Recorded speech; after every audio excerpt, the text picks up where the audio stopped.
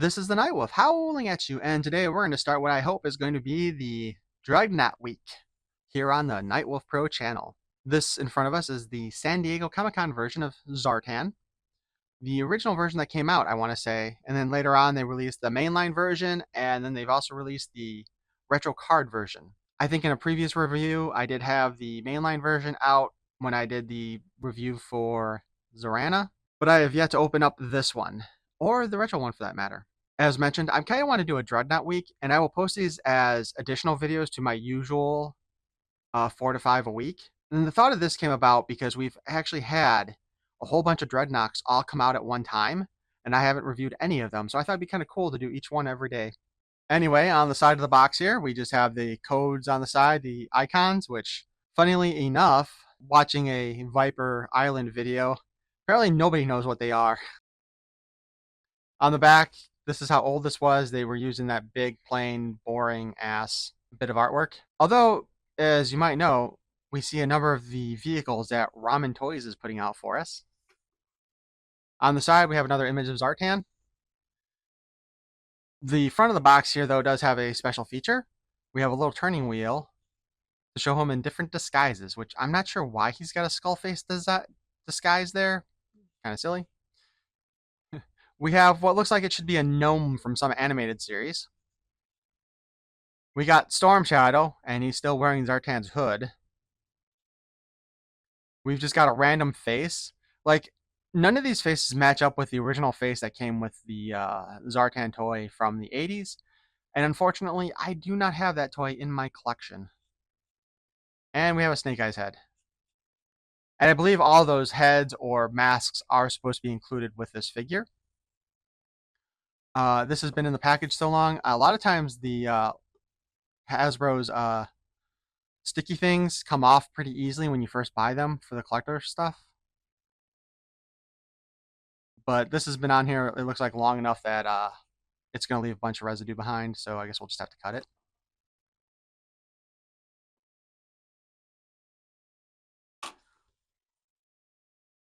And we open it up to this display, and there is the head that actually would be the original design that came with Zartan, I believe. So we have Zartan here. I like this Dreadnok symbol there.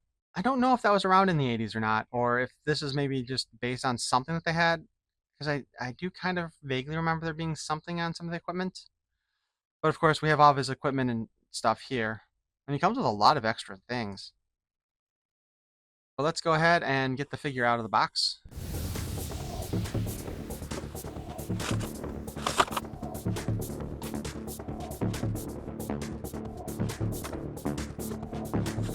You know, we have this background sheet here for the Dreadnoks that was in the back of the packaging. I don't think any of the other Dreadnoks come with this, which is kind of a shame. I like when they've split the factions up on their backings. And although that a few of the Dreadnoks are in the fully enclosed one, but I think the last two that came out were not. But I think they just have the standard Cobra backing, which is a shame.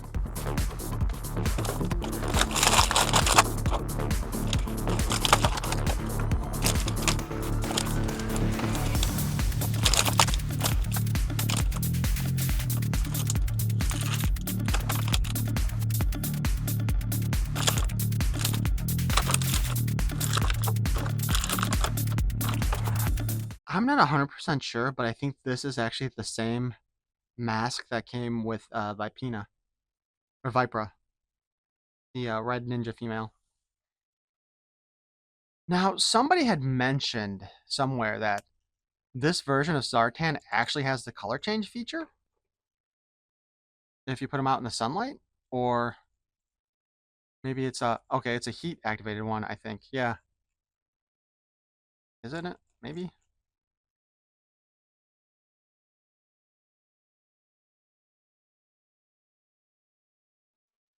Okay, so this version of Zartan, really quick, he gets color change in the cold, it looks like.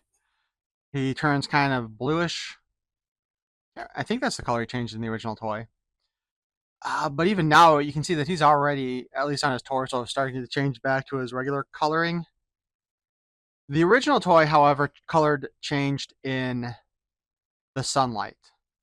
So I was originally ready just to put a UV light on this guy and see how it went, but we don't really need to. The color change did not happen particularly evenly. I'm assuming that whatever causes it is actually in the plastic itself. Let's see now, rubbing on him. A lot of that darker color is now gone away. I hope that didn't have a negative effect on the joints.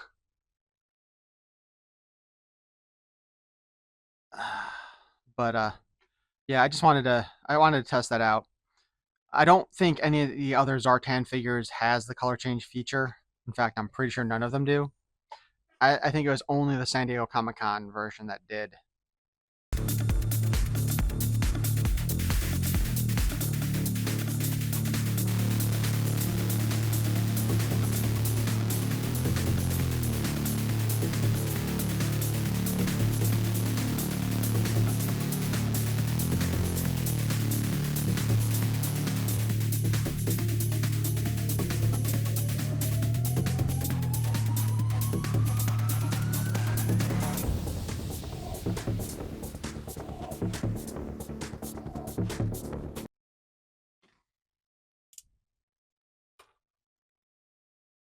So we can put his bandana on around his neck here. And his little hood.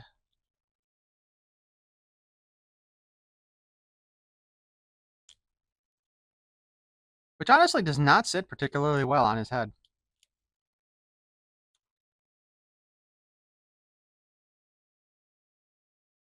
So for the moment, we will set him aside and look at his accessories just because I'd like him to warm up a little bit more. Weirdly enough, he comes with a bow, and it's actually Storm Shadow's bow, a quiver with arrows, because you can see the Ashikagi's symbol on there, and of course Storm Shadow's bow. Yeah, so I was talking about this while I was holding this. You know, I've called myself an idiot normal times, so you know what's the thing. Anyway, so that's for a Storm Shadow disguise. Not that it matters so much because it's just a head. He does come with a sniper rifle with a silencer or a suppressor. That opens up. I'm assuming that is to get whatever's in there out of there. Probably some additional shells. But if anybody does know how this rifle is supposed to work, go ahead and let me know in the comments below. The strap is already pre-positioned. Zartan's backpack, which not only does it open up, but it just comes apart in half here. And you can fit one of the masks inside like that, which is pretty much how the original Zartan toy went. The mask went into the backpack, which opened up, and that was on a hinge. It looks like any of the masked ones, though, will fit.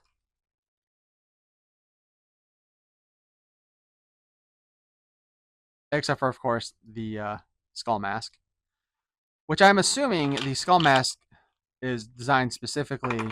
God dang it. Specifically for Zartan's head.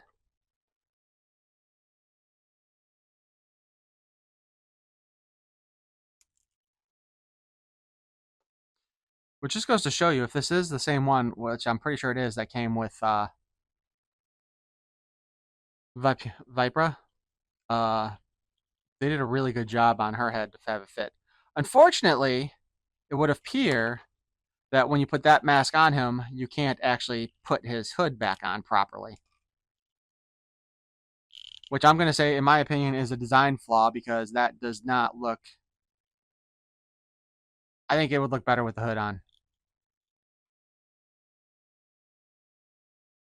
But as mentioned before, we do have the additional faceplates that just are supposed to stick on his face.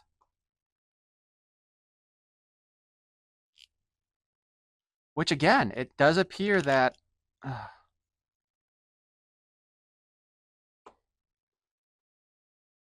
does kind of appear like the hood does not fit properly on his head with those. Either. So there are a lot of flaws with this figure already.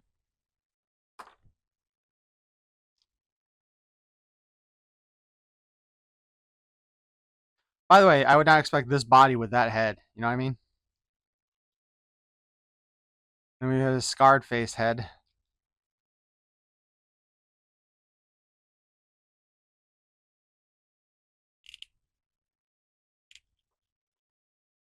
Yeah, it's unfortunate that hood just does not want to sit right.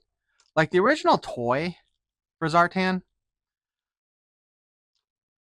the part of the reason for the hood like it was because it was actually the hood that held the mask in place on his head. These ones are designed to actually fit on his head. Of course, the Storm Shadow and Snake Eyes heads for him are actually just Storm Shadow and Snake Eyes heads. So to use that, you just pop off the head and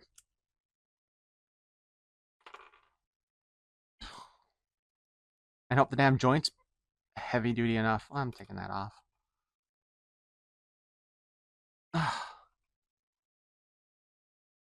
Dude, I cannot get that to go on the freaking ball joint. And again, that head's not really designed for using with, or the hood's not really designed to use with the alternate heads either. Although, it looks like it's going to work with Snake Eyes. Assuming we can get Snake Eyes' head to pop on there. This is one of the issues with the ball joints, with the balls for the neck. Yeah, actually the hood does kind of work with the Snake Eyes hood better. Looks stupid, but I'm not really sure why they included the full head for these two. Although, if you look back, I believe it's supposed to have been Zartan is the one who killed the master at the Ragakashi and blamed Snake Eyes for it. That's probably why they have the Snake Eyes head there. But let's go ahead and talk articulation. We are going to do the head with the hood first, just for the fun of it. He's got the G.I. Joe chicken neck. He's got a really good bottom pivot down there too, you know? Better than what we've had in a while. But there's the ball joint, so you can turn the head all around. When you have the hood on, it interferes with the bandana. Without the hood on, his head moves around just fine. And you can look up, you can look down, you can look way up. And actually you can see the hinge that's also part of the ball joint there. And maybe if I can angle it properly. Actually, if we turn the head sideways, you can really see the hinge. His shoulder pauldrons are attached to his armor, so they are fairly loose, so we can actually lift the arm up without too much of an issue. Although it only goes up that far, which is kind of funny.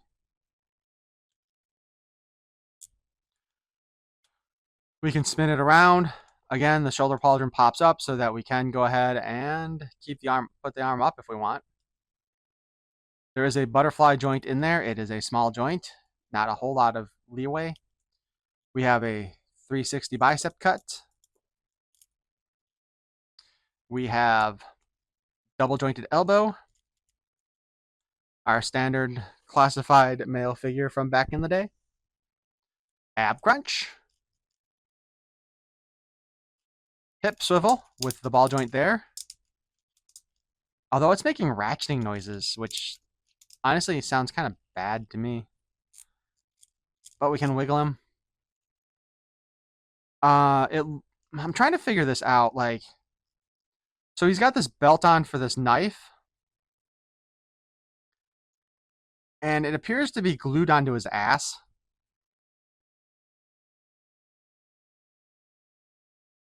Which honestly kind of bothers me a little bit. Because I don't like the way the belt is sitting. But there's not much I can do about that, right? We've got the drop down hips. He can kick out like so. So he can probably kick another Joe figure in the face. He can kick forward. About that far. And he can kick back about yay far. We do have the thigh cut, so we can spin it all around. McFarlane, take note of this joint, please, for your future figures.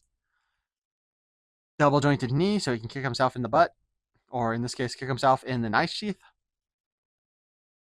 Boot cut, and the boot does go above the cut in the front, so it spins all around. We have a hinge and a spin at the ankle. Here is Zartan's knife from this figure. It fits in the sheath, like so. We've got Zartan's pistol. Unfortunately, there's not a spot on his figure to actually hold the pistol.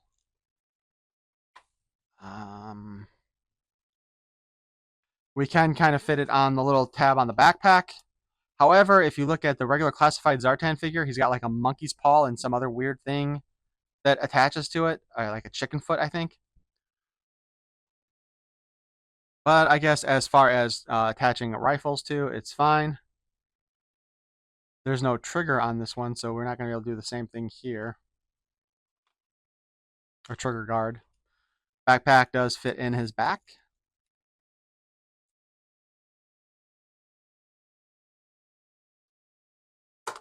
We can also fit the Aragakashi quiver back there. And we can fit his backpack on there as well, if we really want to go that far. It's too bad this doesn't attach to that. One of these days, I'm actually going to have to open up the classified Storm Shadow I have. I've only opened up the retro card back version.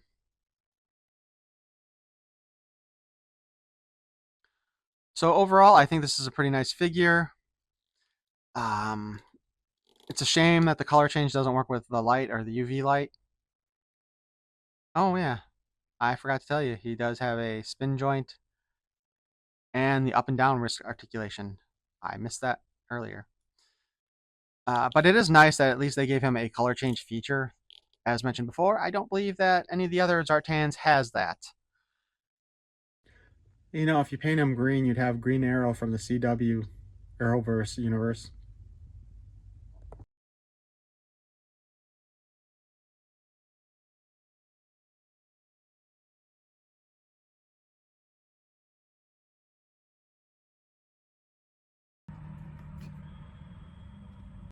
So I have the original Zartan file card to read off here. Master of Disguise, codename Zartan, file name unknown, aliases too numerous to list, birthplace also unknown, although it certainly seems like he comes from the swamps of Louisiana, at least in my opinion, considering the original toy had a swamp racing vehicle called the Chameleon, which, by the way, there are people who have come up with 3D printed versions of the Chameleon that you can build that is classified size. I had a friend of mine with a 3D printer print the parts for me, and he printed about half of them and then forgot the rest. So I've never finished it. It was also printed all in white, and if I ever get a 3D printer, I'd like to actually run those files through myself and try to print them in as close to the color as it's supposed to be.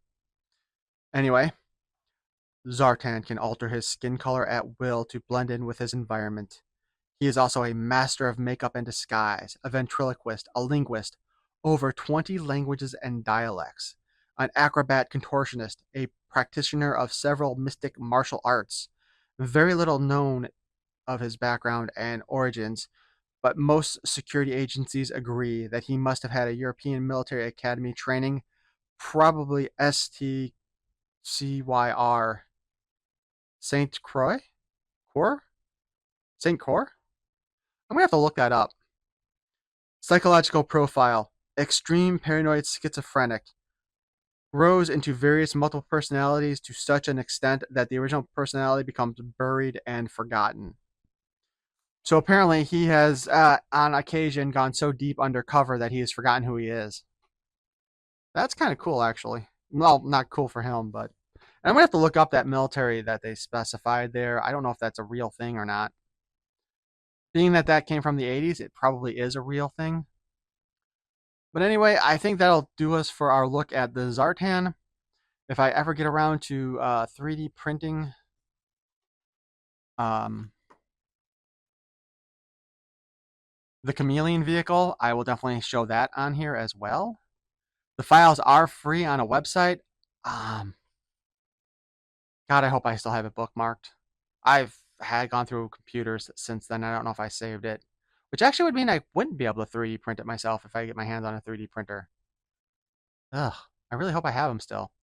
But I'll share the link in the description for that for anybody who wants it, because like I said, when I saw them, they were free for you to download, and then you can print them yourself or send them to someplace else to print. So anyway, let me know what you think of this version of Zartan.